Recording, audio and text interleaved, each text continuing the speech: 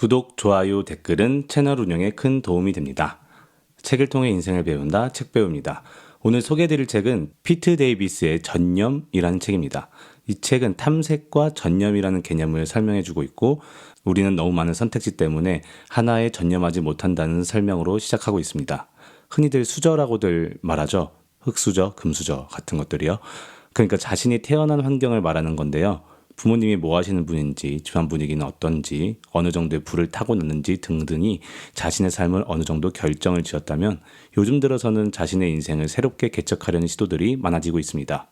이게 좋기는 한데 요즘은 선택지가 너무 많아지다 보니 하나를 선택해서 전념을 못하고 무한 탐색 모드에 빠질 우려가 있다는 겁니다. 저도 그렇거든요. 이걸 내가 선택했을 때 과연 내가 성공할 수 있을까? 밥은 먹고 살 정도는 될까? 역시 다른 선택을 지금이라도 하는 게 낫지 않을까라는 생각이 요즘에도 수없이 들곤 한답니다. 이전에 모자를 사려고 인터넷에 들어갔는데 글쎄 종류가 100여 가지가 있어서 끝내는 선택을 하지 못했던 경험이 있습니다. 물론 탐색이 나쁜 것만이라고는 말하고 있지 않습니다. 우리는 분명 탐색할 시기가 있고 전념할 시기가 있는데 탐색 기간이 너무 길어지는 것을 경계하고 있는 겁니다. 또 사람이 전념하기 힘든 이유는 전념은 결코 쉽지 않은 과정이기 때문입니다. 수많은 싸움과 인내가 따르기 때문이죠. 그렇지만 전념을 했을 때 무언가 가치 있는 일들이 생기며 우리 역사의 수많은 영웅들이 전념을 했기에 대단한 일들을 해낼 수 있었다고 합니다. 그리고 이 책에는 제가 제일 좋아하는 말이 나옵니다. 무엇을 선택하느냐보다는 어떤 일에 전념을 했느냐가 중요하다라는 말인데요. 너무 공감을 하는 게 다른 선택을 했을 때 좋은 결과가 나올 수 있을지도 모른다는 생각 때문에 섣불리 우리가 선택을 못한다는 거죠. 무한 탐색의 시대에서 꾸준히 전념하는 사람들의 이야기, 나와 세상을 바꾸는 전념의 놀라운 힘, 전념, 상상 스퀘어가 출간했습니다. 낭독 시작하겠습니다. 1장, 문화의 두 가지 유형, 무한 탐색 모드. 아마도 이런 경험이 있을 것이다. 늦은 밤 볼거리를 찾아 넷플릭스를 뒤적이기 시작한다. 스크롤을 올렸다 내렸다 하면서 제목도 훑어보고 예고편도 몇 개 보고 후기까지 찾아서 읽어보지만 영화 한 편을 딱 골라서 진득하게 보기가 쉽지 않다. 순식간에 30분이 흘렀으나 아직도 탐색 모드에서 벗어나지 못한 채 하염없이 스크롤만 내리다가 결국 TV를 끈다. 이제 와서 뭔가를 보기엔 너무 피곤했기에 더 늦기 전에 이만 잠자리에 든다. 여러 선택지를 열어두는 것. 나는 이것이 지금 시대를 정의하는 특징이라고 생각한다. 폴란드 철학자 지그문트 바우만은 이러한 특징을 두고 액체 근대라는 멋진 표현을 떠올렸다.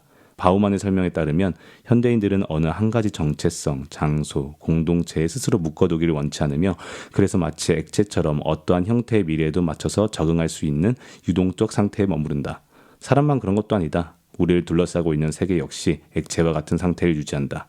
사람들이 어느 하나의 직업이나 역할, 생각이나 신념, 집단이나 기관에 매달려서 오랫동안 같은 형태에 머무르지 못하는 것처럼 사회도 우리를 진득하게 품어주지 않는다. 우리 삶의 모든 것을 끊임없이 탐색만 하는 것. 이것이 바로 액체 근대다.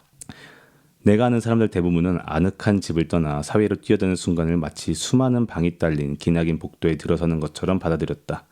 그동안 안전하게 자라온 방에서 걸어나와 여기저기 탐색할 수 있는 방이 끝도 없이 널려있는 세계로 들어선 것이다. 이처럼 새로운 선택지를 잔뜩 갖는 데서 오는 이점이 얼마나 많은지는 나도 잘 안다. 진짜 자아에 더 잘 맞는 방을 찾았을 때 느끼는 기쁨이 어떤지 겪어봤다. 중대한 의사결정을 앞두고 있을 때 지금의 결정을 얼마든지 그만둘 수 있으며 도중에 방에서 나오더라도 새로운 방이 가득한 복도가 언제나 그 자리에 있을 것이라는 사실이 얼마나 든든한지도 느꼈다. 무엇보다도 내 친구들이 그 많은 방을 탐색하면서 역사상 그 어떤 세대보다 더 다양한 새로움을 경험하는 재미를 누리는 모습을 옆에서 함께 지켜봤다. 그러나 시간이 지날수록 여러 문이 너무 많아서 생기는 단점도 보이기 시작했다. 누구도 잠긴 문 뒤에서 한 가지 일에만 몰두하며 살기를 원치 않았다. 그렇다고 복도에만 머무르기를 원하는 것도 아니었다. 뭔가에 흥미를 잃었을 때 또 다른 선택지가 있다는 것은 좋지만 방을 옮길 때마다 새로운 방에서 느끼는 만족도는 점점 떨어졌다. 최근에 나는 끊임없이 쏟아지는 새로움의 홍수보다 오랫동안 알고 지낸 친구들과 함께 저녁을 먹는 화요일밤이야말로 내가 갈망하는 삶이라는 사실을 깨달았다. 마음을 온전하게 쏟아부을 수 있는 친구들. 나보다 더 나은 누군가를 찾았다고 나와의 관계를 끝내지 않을 친구들은 새로운 방이 줄 수 없는 행복을 내게 안겨주었다. 전념하지 않는 문화. 나이를 먹을수록 나는 무한 탐색 모드에서 벗어난 사람들, 즉 마음에 드는 방을 고른 후 복도를 떠나 문을 닫고 그곳에 정착한 사람들에게 자극을 받았다. 미국의 TV 프로그램 로저스 아저씨네 동네를 895회나 촬영한 프레드 로저스는 어린이 프로그램이 좀 더 인간적인 모델로 나아가도록 이끄는 일에 오랫동안 매진했다. 가톨릭 일꾼 운동을 일으킨 도로시데이는 사회의 소외계층 사람들과 매일 시간을 보냈다. 누군가는 그들에게 마음을 나눠주는 것이 중요하다고 생각했기 때문이었다. 마틴 루서 킹 주니어 또한 꾸준히 전념한 사람이었다. 1963년 물대포에 맞서 싸운 용기도 물론 대단했지만 1967년 무려 1000번째 회의를 열 만큼 흑인 인권을 위해 더디고 지루한 투쟁을 계속한 꾸준함도 그에 못지않게 훌륭했다. 이처럼 새로운 유형의 영웅이 내게 존경심을 불어일으키면서 나는 어린 시절에 만난 남다른 인물들에게 내가 10대 후반에 느꼈던 것과 다른 감정을 갖게 됐다. 쿨한 선생님들은 기억에서 희미해져 일부는 이름조차 잊어버렸으나 느리지만 꾸준했던 선생님들은 계속해서 마음속을 맴돌았다. 고등학교 때 나는 학교 강당과 기계를 관리했던 발로 선생님을 어려워했다. 선생님은 반쯤 완성된 기구와 온갖 시대의 기계 부품으로 학교 한쪽을 가득 채웠다. 기계 만지는 것을 좋아하는 공학도 지망생들은 마치 맞춘 것처럼 검은색 티셔츠를 입고 그것을 들락거리며 선생님 몹시 따랐지만 나를 포함한 대부분은 거기에 끼어들까봐, 그보다 더 최악은 그러다가 뭔가를 부술까봐 선생님이 약간 두려워했다. 만약 누군가가 두려움을 이기고 선생님과 가까이 지내려고 하면 선생님은 자신이 아는 여러 기술 중 하나를 그에게 가르치고 연습하게 했다. 어느 날 나는 학교 축제를 위해 친구들과 웃긴 영상을 하나 만들었다. 그것을 본 발로 선생님은 내게 영상 구도의 기본도 갖추지 못했다라며 사람들에게 보여주기에는 완성도가 너무 낮다고 말했다. 다른 선생님들은 전부 학생이 무언가를 시도해서 만들었다는 사실만으로도 기뻐하며 10대인 나의 영상 제작을 크게 칭찬했지만 발로 선생님은 달랐다. 그는 뭔가를 하기로 했으면 제대로 배우고 연마해야 한다고 지적했다. 당시에는 선생님이 내게 좀 심하게 군다고 불평했던 것이 기억난다. 그러나 발로 선생님의 방식이 나쁘기만 했던 것은 아니었다. 또 다른 어느 날 나는 학교 마당에 콘서트장을 짓겠다는 아이디어를 떠올렸다.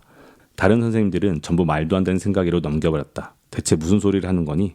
그러나 발로 선생님은 전혀 웃지 않았다. 선생님은 만약 네가 오토캐드를 배워서 청사진을 설계해오면 그것을 지을 수 있도록 지지하겠다라고 말했다.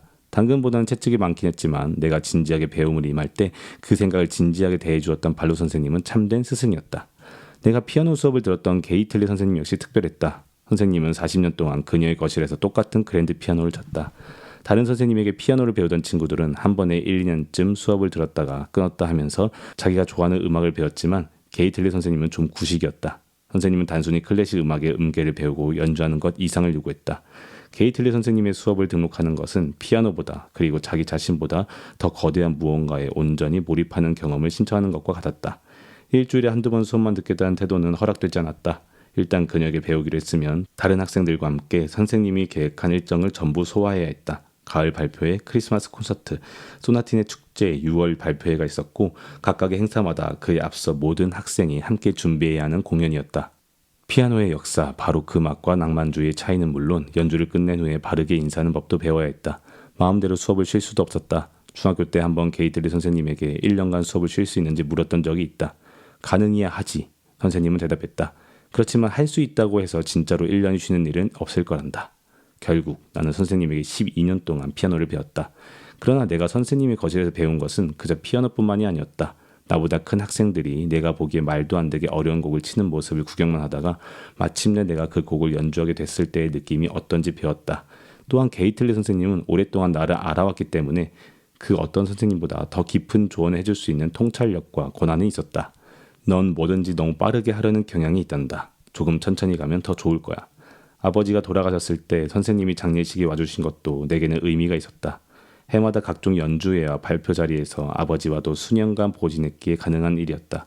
처음부터 A Thousand Miles를 가르쳐주고 관심이 시들해지면 수업을 그만두게 허락하는 선생님과는 싸울 수 없는 관계였다. 게이틀리 선생님과 발로 선생님, 그리고 도로시데이, 프레드 로저스, 마틴 루서 킹 주니어 같은 인물들에게는 공통점이 있다. 이들은 현 시대의 흐름을 거슬러 전념학이라는 반문화를 공유하며 특정한 장소나 공동체, 특정한 이상이나 기술, 특정한 기관이나 사람 등 특정한 무언가에 몰입했다. 내가 이를 두고 반문화라고 말하는 이유는 오늘날 지배적으로 나타나는 문화적 분위기와 완전히 상반되기 때문이다. 오늘날의 주류 문화는 한 곳에 묶여있지 말고 계속 옮겨다니며 이력을 쌓으라고 권한다. 그러나 이 책에 등장하는 사람들은 이를 거부하고 현 시대의 흐름에 저항하는 삶을 산다. 이들은 특별한 무언가와 관계를 형성한다. 그리고 거기에 오랜 시간과 노력을 할애함으로써 관계에 대한 애정을 표현한다. 이를 위해 복도로 연결된 문을 닫고 다른 선택지들을 기꺼이 포기한다. 네, 오늘 낭독은 여기까지 하도록 하겠습니다. 감사합니다.